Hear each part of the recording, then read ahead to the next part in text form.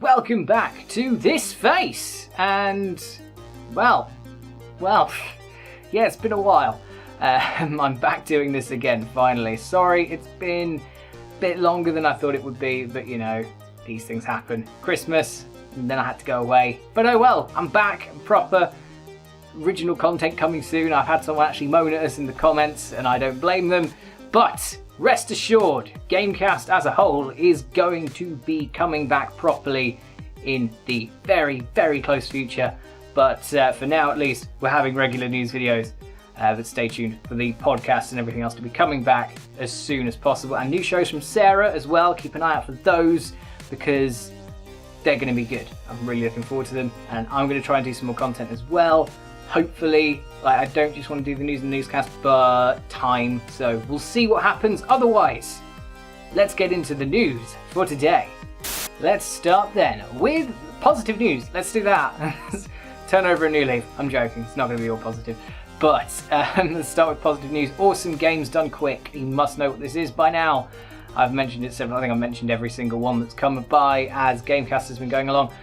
But this year it's done its Awesome Games Done Quick for the winter. We'll have Summer Games Done Quick in the summer, obviously. But the Winter Games Done Quick has raised a whopping $2.3 million for charity in its runtime last week, and that's great. Good news. I love it. I love Awesome Games Done Quick. It's just have, you know, it's going this year to the Prevent Cancer Foundation, which, you know, as someone who's been directly affected, not myself, but directly affected by cancer, you know, family, I appreciate that immensely. That's a great cause, and no, I'm not looking for sympathy. Just don't give me that. I don't need it. I don't want it. Go away. Anyway, yes, this is great news. It's a lovely cause, and that is an amazing amount of money. Every time this comes up, it really just puts my faith back into the world of gaming and the community, because sometimes it can be a little bit shitty, but things like this just bring it all back home and makes this whole community seem so much better. Good news for anyone who has the Nintendo Online subscription and is slightly disappointed with their choice of games, because a data mine leak by somebody has revealed that there is potentially going to be SNES games coming to the Nintendo's online sort of service.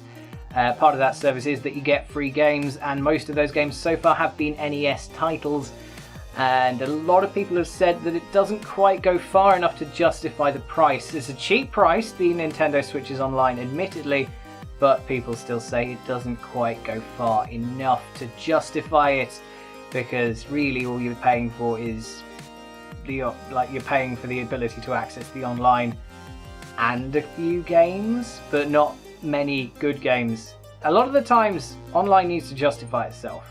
Microsoft does that with Game Pass, but you know, it's actually Game Pass is probably pretty good. There's not much to complain about Game Pass.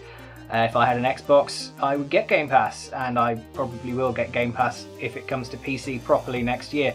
And also, PlayStation has the PlayStation Plus, which is fine. I don't like some elements of it, but I like others. Still, code for a variety of games has been found in this data mine, including Super Mario Kart, Legend of Zelda: A Link to the Past, and Super Mario World, among others. Cappuccino Heck tweeted this. Tweeted that they dug into it, and they basically tweeted a list of games that could possibly potentially be added onto the... Bloody hell, that's a lot. Right, I'll rattle off the list for you. Super Mario Kart, Super Soccer, Link to the Past, Demon's Crest, Yoshi's Island, Stunt Race FX, Kirby's Dream Course, Hoppin' Twinbee, Star Fox, Contra 3, Kirby Superstar, Super Ghouls and Ghosts, Kirby's Dream Land 3, Super Metroid, Super Mario World, Pilot Wings, F-Zero, Star Fox 2, apparently, Super Punch-Out!, Legend of the Mystical Ninja, Super Mario All-Stars, and Breath of Fire 2. And for those of you who are keeping track of that, that's quite an overlap. Star Fox 2, that's on the SNES Classic. Yeah. Still, not everything on that list is identical. There are some things on there that aren't on the SNES Classic, and, that would be a pretty good addition to the Switch's lineup if this all came to fruition. But this is not confirmed. This data mines aren't always confirmation of a thing. They are always more likely to be big sort of hints towards. So it may well be that the Switch's online subscription service adds these games onto it at some point. I certainly hope it does, because that is a pretty good list of games.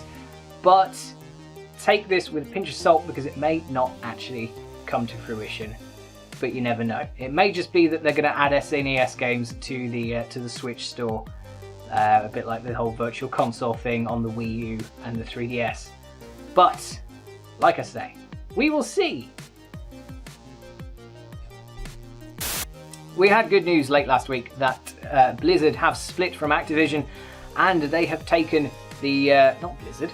Fucking hell, that would be news. No, Bungie have split from Activision.